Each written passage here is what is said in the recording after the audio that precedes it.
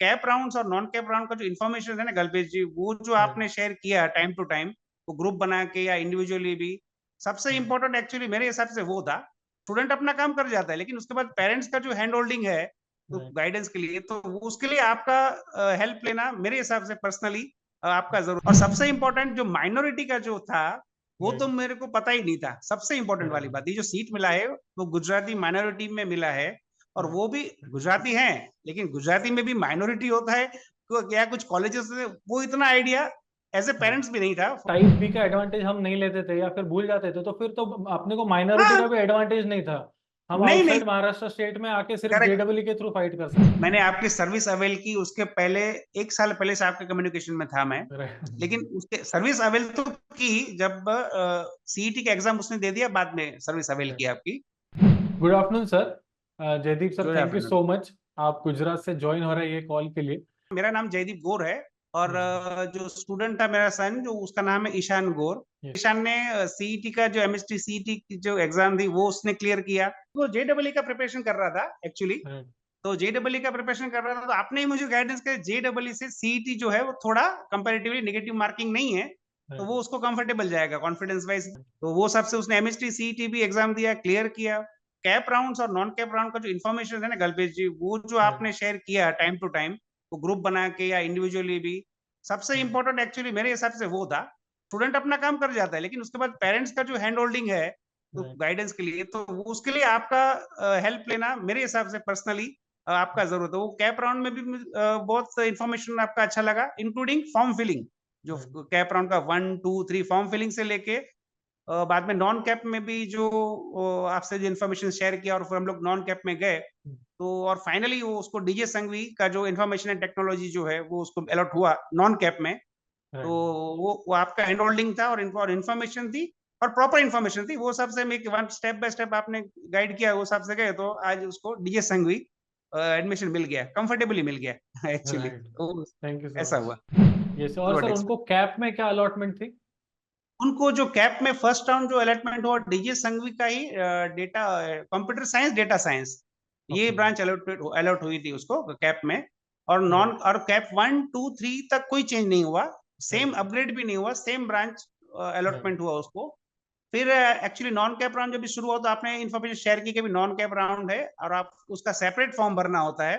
First right. Of all तो उसका separate form भरना है, वही कुछ स्टूडेंट को पता नहीं था कि राइट। एक ऐसा कुछ प्रोसेस है। जो उसके साथ ईशान के साथ जो स्टूडेंट्स थे, राइट। तो उनको इतना कुछ पता भी नहीं था कि नॉन कैप में भी ऐसा कुछ होता है करके। तो आपको कैसा पता चला, आप तो यहाँ रहते हैं, तो फिर उसने बताया कि ऐसा हमारे कंसल्टेंट थे, राइट। उन्होंने हैंड होल्डिंग किया, तो वो सबसे हमको पता चला। तो वो फिलअप किया, और उसके बाद अपग्रेड में उसको information and technology DS Sanghvi का ही वो फाइनली उसको अलॉटमेंट मिल गया अपग्रेड में, राइट। लेकिन नॉन कैप में मिला, कैप में नहीं मिला राइट। राइट। तो अभी इनको इसके। आई थिंक फीस का तो इंटरनली मैनेज हो गया होगा, फीस का आपको एक्स्ट्रा फिर से इजीली, देने की जरूरत नहीं पड़ी। नहीं नहीं, ओनली 1000 रुपीज जो कैंसिलेशन है वो राइट। अलग डीडी लिया बस उन्होंने, और वो सेम अपग्रेड करके, क्योंकि डॉक्यूमेंटेशन तो वो कुछ था ही, करना ही नहीं था, क्योंकि कॉलेज इंस्टीट्यूट राइट। सेम था, लेकिन राइट। मेन ब्रांच जो उसको चाहिए था, मेन आईटी, तो वो उसको मिल गया।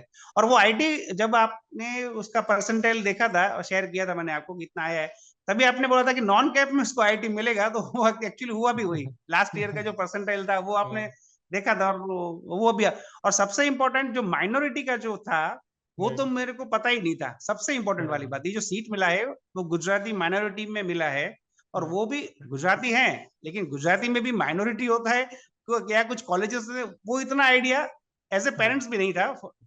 तो वो भी आपने जो गाइड किया कि डीजे संघवी है, फिर केजे सोमैया का भी कॉलेज है, और एक शायद कुछ कॉलेज बताया था आपने। तो वो तीनों में हम लोग ने गुजराती माइनॉरिटी में भी उसका सर्टिफिकेट भी आपने बोला था, तो वो समाज से वो लेटर भी लिया था, वो भी आपको शेयर किया था। तो वो लेटर भी इंपॉर्टेंट था, क्योंकि अगर गुजराती माइनॉरिटी में अगर सर्टिफिकेट नहीं करते, वो सर्टिफाइड नहीं करवाते, तो शायद उसको आईटी भी नहीं मिलता, वो अगर वो आप गाइड नहीं करते तो नॉर्मल उसको नीचे वाला ही ब्रांच मिल जाता कोई भी। तो वो भी एक अच्छा इंफॉर्मेशन आपने दिया था। और आई थिंक तो सर हिसाब डीजे से सांगवी में एक जो सीट्स अगेंस्ट कैंसलेशन का स्पेशल माइनॉरिटी का फॉर्म भी आया था।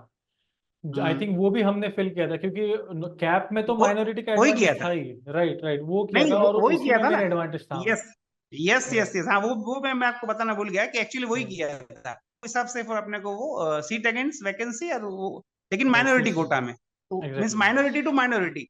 हाँ, उसमें सीट अगेन कैंसिलेशन में वो अपने को अलॉटमेंट हुआ है। Correct correct. एग्जैक्टली। आज के डेट में वो उसको भी सेटिस्फेक्शन है, ईशान को भी, कि डीजे संघवी मेरे को मिल गया, क्योंकि अनएक्सपेक्टेड था। और बॉम्बे में डीजे संघवी मिलना, बॉम्बे के स्टूडेंट्स हैं या मुंबई के, उनके लिए भी वो ड्रीम कॉलेज होता है। एग्जैक्टली। तो अगर इन्फॉर्मेशन नहीं दी और उसमें एडमिशन मिले, क्योंकि स्टूडेंट्स ने अपना मेहनत पूरा कर दिया उसका, लेकिन उसके बाद जो ये टेक्निकलिटीज जो है, जो रूल्स रेगुलेशंस है, वो हिसाब से आगे बढ़ना, तो उसके लिए गाइडेंस मेरे हिसाब से कल आपका जैसा कल्पेश जी की तरह हो तो बढ़िया है, एक्चुअली वो थैंक यू जरूरी सो है मच। इसके बाकी लिए। सर आपने और कोई नॉन कैप ट्राई किए थे, लाइक थर्डोमल हो सकता है या फिर सरदार किया था, पटेल? उसमें भी मेरे को तो अभी रिकॉल हो रहा है, जब भी कैप राउंड शुरू हुए थे, तभी आपने जो प्रेफरेंसेस बताए थे, जो डिस्कस किए थे हम लोगों यस ने, सर। तभी मेरे हिसाब से 15 प्रेफरेंसेस हमने भरे थे, 15 प्रेफरेंसेस। तो उनमें विजेटीआई और सरदार पटेल वो प्रेफरेंस शुरू में दिए थे, और उसके राइट। बाद डीजे संघवी दिया था एज ए प्रेफरेंसेस। तो उसमें कंप्यूटर साइंस डेटा साइंस लगा था डीजे संघवी का, राइट। एक्चुअली उसमें ही तो लगा इसलिए था। फिर आपने, और इसलिए सब आपने बाद में थर्डोमल ट्राई नहीं किया था उसके बाद फिर? क्योंकि थर्डोमल सानी जो था, वो एक्चुअली नीचे था, वो राइट। रैंकिंग में वो इक्विवेलेंट था, लेकिन वहां माइनॉरिटी एडवांटेज नहीं थे। तो आपने बोला था कि एडवांटेज अपना यहाँ पे है, तो फिर ज्यादा वेट एंड वॉच नहीं करना पड़ेगा। अगर आपको अगर राइट। फेवरेबल है तो वो आप वो लीजिए।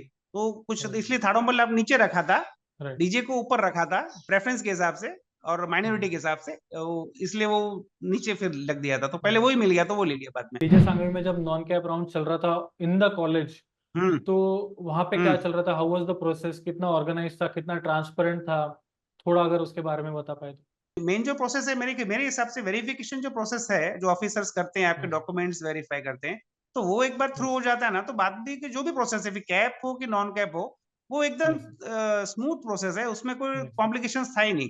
उसमें एकदम स्मूथ और स्ट्रीमलाइन प्रोसेस था। जो ऑनलाइन जो सीरियल नंबर आपका आता है, मेरिट लिस्ट जो नंबर है, वो हिसाब से आपको कॉल किया, यस। और स्क्रीन के ऊपर उनको दिखाई दे रहा था। जो हम लोग पेरेंट्स को अलाउड नहीं था अंदर जाने के लिए, लेकिन राइट। वो कि उस स्क्रीन के ऊपर आपको नंबर ऑफ सीट्स कितना आईटी में वैकेंट है, कंप्यूटर साइंस में वैकेंट है, राइट। डीएस संघवी के अंदर पर्टिकुलरली, तो वो उनको डिस्प्ले हो रहा था। तो वो मेरे को राइट। फोन कर रहा था कि अभी 5 सीट अवेलेबल है, 15 राइट। सीट्स अवेलेबल है। तो आईटी में जब 7 से 8 सीट्स उसको वैकेंट थे, तो राइट। माइनॉरिटी में वो डिस्प्ले हो रहा था। तो उसको अलॉटमेंट जब उसका नंबर आया, तो ऑफिसर ने पूछा, मैम थी, तो बोले आपको कौन सा ब्रांच चाहिए, तो बोले आईटी चाहिए। तो इमीडिएट राइट। अलॉटमेंट करके कंप्यूटर पे ओटीपी लेके वो राइट। कैंसिलेशन किया ओटीपी, और ये उसको इश्यू कर दिया। तो वो प्रोसेस राइट। एकदम कंफर्टेबल था और एकदम ट्रांसपेरेंट प्रोसेस था एक्चुअली, वो हिसाब से। यस। साइड बी का एडवांटेज हम नहीं लेते थे या फिर भूल जाते थे, तो फिर तो अपने को माइनॉरिटी का हाँ, भी एडवांटेज नहीं था। हम नहीं नहीं, आउटसाइड महाराष्ट्र स्टेट में आके सिर्फ करेक्ट। जेडब्ल्यू के थ्रू फाइट कर डीजे सकते। संघवी राइट। 92 परसेंटाइल पे ऑल इंडिया कैटेगरी पे अगर लेने जाएंगे, तो वो पॉसिबल ही राइट। नहीं था। उसमें शायद वो उसकी जो लोएस्ट ब्रांच थी, शायद वो भी राइट। मिले कि नहीं मिले, वो आइडेंटिटी शायद वो भी नहीं मिलती और सर क्या डिफरेंस आपको फिजिकली। लगता है कॉलेजेस महाराष्ट्र में या फिर मुंबई में और गुजरात में? जस्ट ओवरव्यू आपके हिसाब से। ओवर मुंबई और पुणे के जो कॉलेजेस हैं, जो पुरानी कॉलेजेस हैं, जो रेप्यूटेड है राइट। मेरे ख्याल से, जो जो 83 एस्टेब्लिशमेंट है, 94 राइट। एस्टेब्लिशमेंट है, तो वो कॉलेजेस तो मुंबई की हो कि पुणे की हो, मेरे ख्याल से, क्योंकि मैंने भी पुणे से इंजीनियरिंग किया है, भारतीय यस। विद्यापीठ से। तो वो ओके। वो तो कॉलेजेस तो बढ़िया हैं, क्योंकि पर्सनली और एम्प्लॉयमेंट इसके लिए। अपॉर्चुनिटीज भी लोकली बहुत अवेलेबल है पुणे मुंबई में, जैसे आईटी सेक्टर अरे यहाँ पे हाँ, काफी। देखो वो राइट। सबसे एडवांटेज शायद राइट। आपने भी, जब शुरुआत में मेरे को जो कंफ्यूजन था कि गुजरात में लेना कि वो, क्योंकि राइट। वो यहाँ पे भी वो एलिजिबल था राइट। लोकल क्राइटेरिया के हिसाब से। तो वो भी कंफ्यूजन था कि यहाँ लेना कि, क्योंकि तब भी आपने बताया कि बॉम्बे पुणे सॉफ्टवेयर इंडस्ट्री के हिसाब से बॉम्बे और पुणे दो हब है as a employment point of view. अगर भी देखेंगे पोस्ट ग्रेजुएशन के लिए, अगर का कुछ स्टूडेंट को करना है फर्दर, तो वो यहाँ पे उनको एक्सपोजर अच्छा मिलेगा बॉम्बे पुणे में, कंपेयर टू अहमदाबाद या गांधीनगर। एग्जैक्टली। को एनीवेज इतना अच्छा कॉलेज मिला है, इतना अच्छा प्लेटफॉर्म मिला है कि वो यानी हमें उसे और अभी फिलहाल कुछ बताने की जरूरत नहीं है, उसके नहीं, वो खुद टीचर्स ही और बता उसके रहे, बैचमेट्स ही अभी खुद वो खुद ही बताएंगे।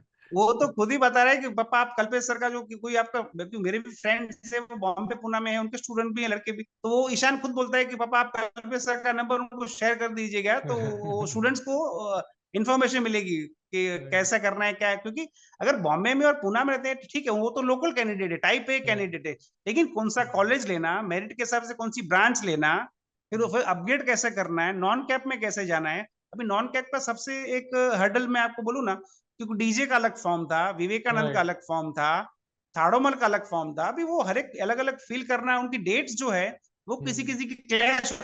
मेरा मेरे केस में तो मेरे को डीजे संघवी लेना था, क्योंकि उतना बराबर। परसेंटाइल थे, मेरे को कोई कॉम्प्लिकेशन नहीं था, कंफ्यूजन नहीं था। हम्म, लेकिन अगर कोई टाइप ए कैंडिडेट है, लोकल ओपन कैटेगरी, तो उसको हम्म, थाड़ोमल का भी डेट क्लैश होगा, फिर विवेकानंद का क्लैश हो जाएगा, सरदार पटेल का, वो भी एक हम्म, पॉसिबिलिटी है।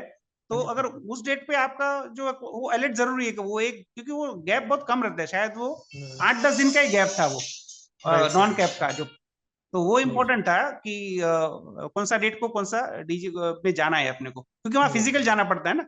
वो प्रोसेस राइट सर। ऑनलाइन नहीं है ना, नॉन कैप का आपको फिजिकल जाके ओटीपी कैंसिलेशन करा के जो सीट अवेलेबल है, अगर आपको चाहिए तो वो आपको लेना है इंस्टीट्यूट में जाके। तो राइट। वो एक इम्पोर्टेंट प्रोसेस है, तो उसमें थोड़ा अलर्ट होना जरूरी है एज ए पेरेंट्स। तो सर मुझे ये पूछना है था कि जैसे आपने तो बताया कि काफी एडवांटेज हुआ, बट यानी आपने करेक्ट। सर्विस पहले ली, जब ली तब आपने कुछ एक्सपेक्टेशन सेट किए होंगे कि इतना बेनिफिट होना चाहिए, उसके हिसाब से हुआ क्या, या फिर maybe were you satisfied हुआ। Overall experience? देखो, मैंने आपकी सर्विस अवेल की उसके पहले 1 साल पहले से आपके कम्युनिकेशन में था मैं। लेकिन उसके सर्विस अवेल तो की जब सीईटी का एग्जाम उसने दे दिया, बाद में सर्विस अवेल की राइट आपकी। लेकिन उसके 1 साल पहले एक्चुअली वो सर्विस ही है ना क्या, मैंने आपको एक राइट साल पहले वो पूछा था जब वो 11th में था कि कल्पेश जी आपका यूट्यूब पे नंबर देखा है, कॉल किया, तो ये कैसा जाना चाहिए, तो वो राइट टाइम पे आपने मेरे को बता दिया था कि 1 साल है, आप डोमिसाइल सर्टिफिकेट इश्यू कर लो, वो निकाल लो, सीईटी का एग्जाम है वो आप दे दो, उसके बाद आप एनरोल करेंगे, उसके बाद आप मेरे को कॉल बैक करो, फिर उसका गाइडेंस आप कॉलेजेस का वो बाद में करेंगे, लेकिन फर्स्ट ऑफ ऑल आप मेरे को डोमिसाइल सर्टिफिकेट आप निकाल के रखिए। तो ये एक्चुअली सर्विस का ही पार्ट हो गया, वो 12 महीने पहले आपने मेरे को सजेस्ट किया था। तो वो तो पार्ट ऑफ सर्विस ही, और बाद में कि एनरोल करने के बाद जो सर्विस थी वो तो बढ़िया ही थी, उसमें तो कौन सी college institute cap round non cap round, हर एक का फॉर्म फिलिंग अलग गाइडेंस, तो वो तो आपका आपके एंड पे था ही। तो उसमें तो कोई इश्यू नहीं। वैसे ऑन एंड ऑन अच्छा एक्सपीरियंस था, करना चाहिए कि सब हर एक को करना चाहिए। लोकल टाइप ए कैंडिडेट भी है ना मेरे हिसाब से, उनको भी आपका सर्विस लेना चाहिए पर्सनली, श्योर श्योर। इसके लिए। Thank you so much sir, आपने काफी चीजें कवर की और बहुत ही फ्रीली फ्रैंकली सब कुछ बताया। अब अगले साल के जो स्टूडेंट्स हैं उनको काफी हेल्प होगी आपके नहीं होना एक्सपीरियंस से। चाहिए अलग, यस किसी को भी हेल्प, क्योंकि स्टूडेंट उसका काम कर जाता है, लेकिन आगे राइट जो है पेरेंट्स इतने अवेयर नहीं है रूल्स रेगुलेशन के बारे में, क्या है क्या नहीं, और सब कुछ ऑनलाइन हो चुका है। हमारे टाइम पे इतना ऑनलाइन नहीं था, राइट ऑफलाइन था, तो पता चलता था क्या है। अभी ऑनलाइन है इसलिए पता भी नहीं चलता, आया और चला गया, वो डेट आई चली गई। वो टाइम पे वो टाइम पीरियड बहुत इंपॉर्टेंट है, तो उसके लिए आपकी हेल्प होनी मेरे हिसाब से थोड़ा जरूरी है, कंपलसरी श्योर है। सर।